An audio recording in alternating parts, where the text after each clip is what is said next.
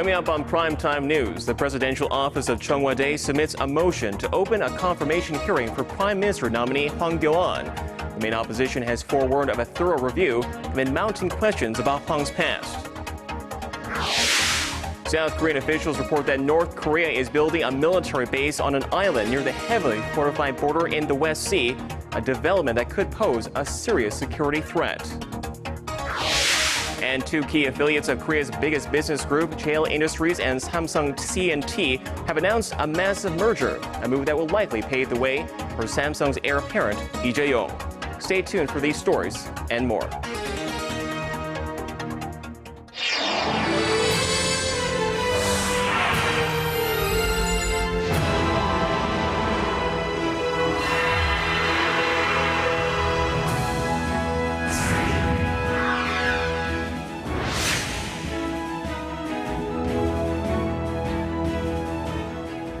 Hello and welcome to Primetime News on this Tuesday, May 26th. I'm Paul Yi. And I'm Hwang Ji-hye. Thanks for joining us.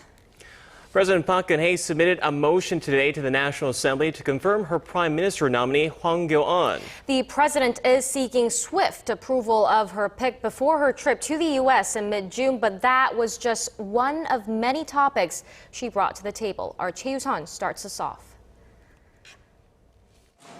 At Tuesday's cabinet meeting, President Park urged Parliament to cooperate on a number of items, for most, confirming Hwang Kyo-ahn's nomination.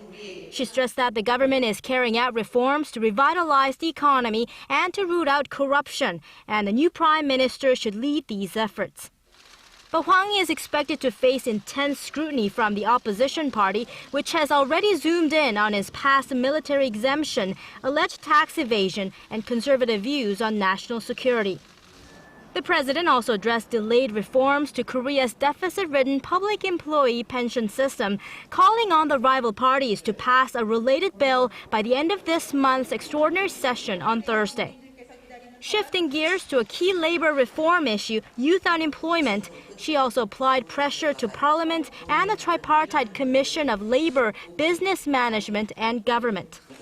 Despite 6 months of negotiations, the three parties were not able to make any headway.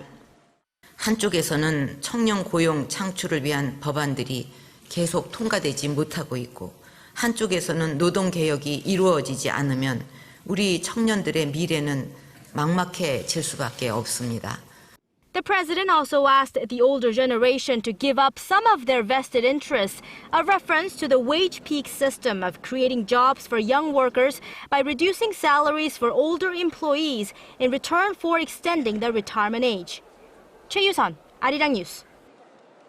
And over at the National Assembly, we're finally seeing some progress over a bill to overhaul the public employees' pension system.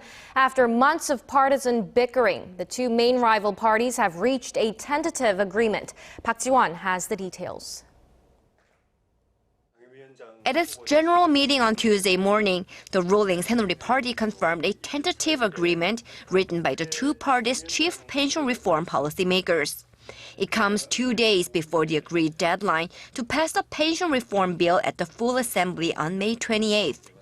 The reform plan will save the government more than $300 billion over the next 70 years. The approved agreement also stipulates the creation of another assembly negotiation committee to discuss the separate national pension issue. Earlier this month, the main opposition New Politics Alliance for Democracy tried to link national pension service reform to the public servant pension discussion, demanding a 10% raise to national pension payouts. The presidential office and some ruling Saenuri Party members objected to connecting the two pension reform issues, and the reform bill failed to pass in the last session. The committee will examine the possibility of including the 10% payout raise. However, another NPAD demand may stall the passing of the public servant pension bill. The main Liberal Party is calling for the resignation of current Welfare Minister Moon Hyung-pyo because it's not satisfied with his handling of pension reform. But the ruling Saenuri Party said it cannot accept that demand. If the NPAD holds its ground, the agreement may fall through, endangering the passing of the public servant pension bill on the 28th. Park Ji-won, Arirang News. The two nuclear envoys of South Korea, the United States, and Japan will hold the trilateral talks in Seoul on Wednesday morning. At the top of the agenda, seeking ways to resume the long-stalled six-party talks and preventing a future North Korean military provocations. Pyongyang has been raising tensions with its recent testing of a submarine-launched ballistic missile and claims about the strength of its nuclear program. Ahead of their trilateral meeting, the officials held separate two-way talks on these matters. The South Korean and American envoys are set to travel to Beijing on Thursday for related talks with their Chinese counterparts. And in the latest news on the regime, North Korea may be creating a new threat to the security on the peninsula. South Korean officials say the North is building a military facility on an island just north of the heavily guarded inter-Korean border in the West Sea. Our Na Hyung-kyung gives us the details on the military intelligence. North Korea's Galdo Island is now home to 5 bunker-like camps. Military officials in Seoul say Pyongyang is likely to install 122mm multiple rocket launchers or use the bunkers as guard posts. Given the island's geographic location and the short distance from the NLL and Yeonpyeong-do Island, it's a serious threat to our military operations. Galdo Island is just 4.5 kilometers away from South Korea's Yeonpyeong-do Island near the de facto maritime inter-Korean border known as the NLL. If the facility becomes operational, it will replace Changjae-do Island as the regime's closest attack base to the south. The 122mm 40-tube MRLs have a range of 20 kilometers and are capable of firing 40 rockets in 20 minutes. Although Seoul says its spike missiles already in the region provide ample defense, military tensions are bound to escalate as the regime's artillery would be able to target nearby South Korean islands. Watchers say this development should not be dismissed as the area has often been a source of conflict between the two Koreas. In 2010, 2 civilians and 2 military officers died after Pyongyang shelled Yeonpyeong-do Island. Na Hyung-kyung, Arirang News. North Korea has unveiled a photo on Tuesday of its leader Kim Jong-un posing with a group of scientists that purportedly developed the regime's first submarine-launched ballistic missile. The move is being seen as an attempt by Pyongyang to boast about its alleged weapons capabilities. Our Ji Myung-gil tells us what experts are saying about this latest image. North Korean leader Kim Jong-un held a photo session with hundreds of scientists, technicians, and workers who made contributions to the country's recent test firing of a submarine-launched ballistic missile.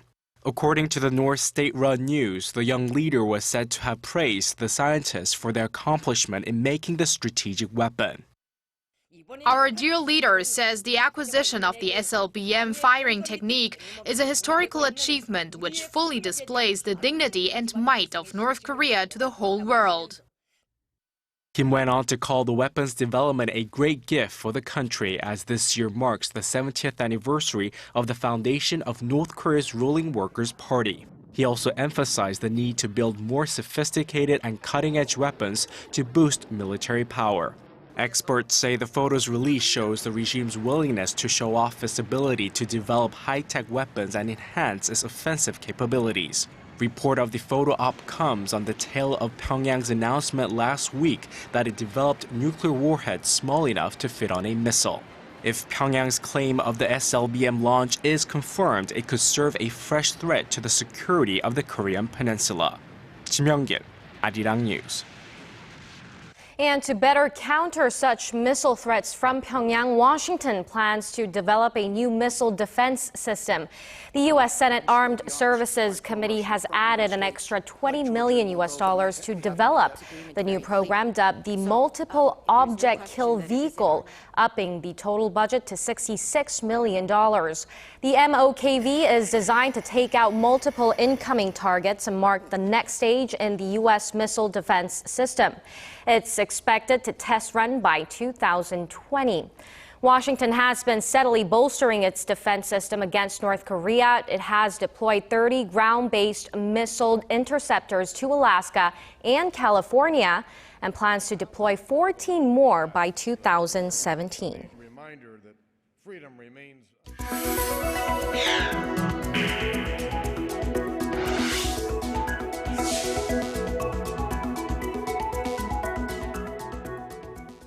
A fourth case of Middle East Respiratory Syndrome, or MERS, has been confirmed here in Korea. And while the health authorities emphasize that there's low possibility of the virus spreading across the nation, 2 more suspected patients were taken to an isolation ward for tests today. Our Han Da-eun has the latest. The 4th MERS patient is the daughter of the 3rd patient. She took care of her hospitalized father until his case was confirmed. The Korea Centers for Disease Control and Prevention says, although the daughter has been isolated at her own home since the first MERS case was confirmed last Wednesday, she seems to have contracted the virus before the isolation. All 4 patients, the father, daughter, the first patient, and his wife, stayed in the same hospital room for about 4 hours until the first case was officially confirmed. Less than a day after the 4th case broke out, 2 additional patients were also taken to the isolation ward for tests after developing high fevers and diarrhea. The 2 new patients are the doctor and nurse of the first patient. The Disease Control Center was quick to assure the public that the virus is not likely to spread across the nation, as all the cases were contracted from the first patient at the same hospital. The MERS virus, which has a fatality rate of around 40%, is relatively new to humans, with only some 1,100 cases reported since the first case was confirmed in Saudi Arabia in 2012. There are currently no vaccines or cures available. Han Da-eun, Arirang News. And in the latest industry news, 2 major affiliates of Samsung Group have announced a massive merger. The move will clean up the company's complicated share structure while paving the way for a new generation to lead Korea's biggest conglomerate. Kim Ji-yeon breaks down the figures of the deal. A merger is taking place between Samsung's 2 major units, its de facto holding company Cheil Industries and its construction arm Samsung C&T Corporation. Cheil Industries will acquire Samsung C&T by offering 0.35 new Cheil shares for each Samsung C&T share. The new entity will be called Samsung C&T, which hopes to raise $54.4 billion in sales by 2020. The merger is thought to be part of a vast company reshuffle to ensure the smooth transition of managerial ownership to Lee Jae-yong, the vice chairman of Samsung Electronics Company. Lee's father, Lee Gun-hee, is the current chairman of the company, who's been in hospital since last May. The younger Lee will be the biggest shareholder in the new company with a 16.5% stake. The merger is also expected to simplify Samsung's convoluted ownership structure, currently a web of cross-shareholdings involving some 70 affiliates. The new structure would see Samsung C&T at the top of the group's management system, flowing into Samsung Life Insurance Company and then to Samsung Electronics Company. The transaction is expected to be completed in September, pending approval at shareholder meetings of the 2 companies in July. Kim Ji-yeon, Arirang News. With Korea's exports continuing to fall, a new survey suggests Japan's currency has had a big impact and domestic exporters aren't compensating well. But as our Shin Se-min reports, Europe's own turbulent markets may also have an effect. The weakening Japanese yen has put a big dent in Korea's price competitiveness. In April, the country's overall outbound shipments were at $46.2 billion, down 8.1% from the same period last year. A Korea Chamber of Commerce and Industry survey of 300 exporters shows that 70% do not have a backup plan in place to balance out the impact of the depreciating Japanese currency. More than half said they have seen exports drop. In areas where the neighboring countries compete in exports, such as steel, petrochemical, and auto parts, Korean export volume falls 12% every time Japanese companies drop prices by 10%. However, in Japan, exports have been picking up over the past 2 years, posting over 9% growth in the first quarter of this year compared to the same period in 2014. The sad state of Korea's outbound shipments is worrying BOK chief Lee Ju-yeol. On Tuesday, the governor said that although the slowing of the economy isn't solely because of the depreciating yen and China's weaker growth, he added that Korea's heavily reliance on exports will cause more harm in comparison to other countries. Korea's exports make up much of the domestic economy, and there's increasing concern about the country's growth in the long run, especially with Europe's euro also fluctuating. The trade volume within the European bloc is vast. If Korean exporters lose ground in the European market for the same reason we did to Japanese competitors, the aftermath will be much greater than what we're seeing. The Eurozone posted 0.4% growth in the first quarter, with the European Central Bank vowing to pump billions of euros into the bloc's economy through its quantitative easing program. Shin Se-min, Arirang News. Now shifting gears, President Park Geun-hye has asked the head of the Asian Development Bank to take an active role in developing the Asian region. In a meeting with ADB Chief Takehiko Nakao at the presidential office today, Park emphasized that Korea, the ADB, as well as the China-led Asian Infrastructure Investment Bank that's set to operate soon, should work together for surging infrastructure demands in the Northeast Asian region. The meeting comes amid heightened tensions between Korea and Japan, suggesting that the Park administration is aiming to separate political issues from economic ones. The ADB is a Japan and U.S.-led development bank.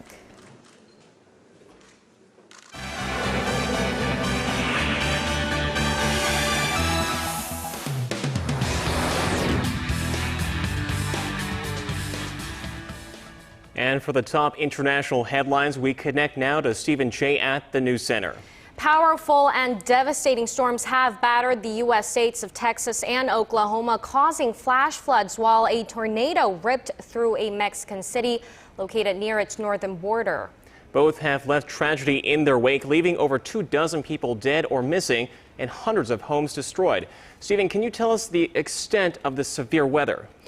Well, torrential record-setting rains were dumped on the U.S. Southwest, triggering deadly flash floods that were responsible for 3 deaths in Oklahoma and 1 in Texas, with 12 people still missing. The drought-stricken areas received much-needed precipitation, the most in about 4 months, but it came at the highest cost.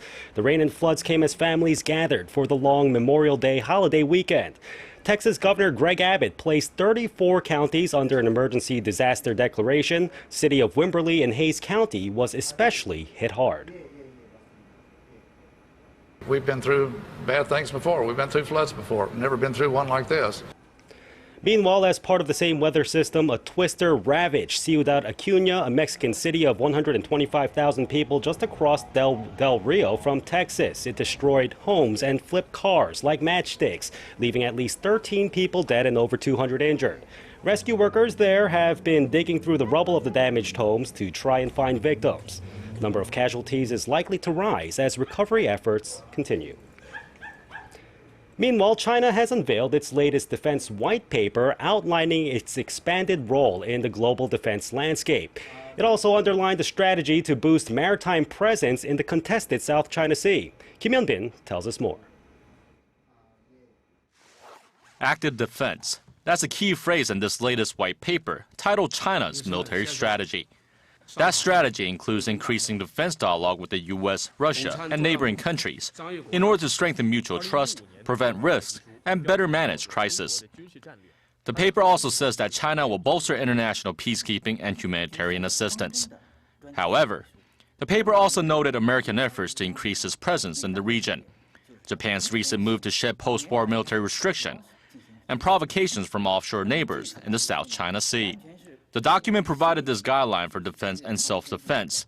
We will not attack unless we are attacked, but we will surely counterattack if attacked. China has already increased its naval presence in the contested South and East China Sea, the largest buildup in decades. According to the paper, it plans to become a maritime power, adding open seas protection to its list of core naval missions. The report also highlighted cybersecurity issues and the accelerated development of a cyber force to secure against hacker attacks. This is the 9th defense white paper China has released since 1998. It's published every 2 years. Kim Hyun-bin, Arirang News. And staying in the region, the Solar Impulse 2, an experimental solar-powered airplane attempting to circumnavigate the globe, has been grounded once again in China. The plane canceled its scheduled departure from Nanjing to Hawaii Tuesday morning due to bad weather brewing over the Pacific Ocean. It has been in China since late March with repeated weather delays holding up the seventh and most important leg of its journey. Project investor and co-pilot Andre Borschberg said they're hoping to take off in the next few days' time. And that wraps up our look at international stories for now. Good night.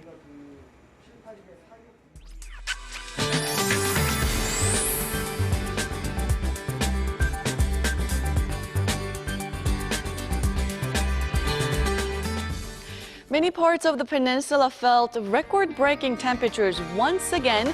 Most regions, even Busan, saw the high temperatures rising above 30 degrees this afternoon. So heat wave advisories were expanded to many areas today. And since Wednesday will be even hotter than today, there is a good chance that the warning will be issued. And that happens when the daytime high is expected to remain over 33 degrees Celsius for more than 2 days. And not only are we dealing with strong sunshine and scorching heat, the air is getting drier as well. A dry weather watch is also in place across the nation, including here in the capital. I mean, we're still in spring, but summer heat and dry conditions are taking a toll on farms and crops. Now, this is a concern as the country is facing a severe spring drought. Some rain is in the forecast, but will not come until this weekend, and it will only fall in the southern provinces. So unfortunately, these issues will continue for the time being. Now tomorrow, we're expecting another steamy day under lots of sunshine, and the daytime high here in the capital will rise to 30, and Daegu and Gwangju will climb to 34 and 33, while Busan peaks at 28 tomorrow afternoon. And as for the other regions, it seems like Daejeon and Jeju Island will see a high of 32 and 25, while Dokdo rises to 26. Sweltering condition will continue through the week, and on Thursday, the high in Seoul could soar to 31, so we'll have to wait for the weekend to see things cool down a bit. Well, that's all for Korea, and here's the international weather for the viewers around the world.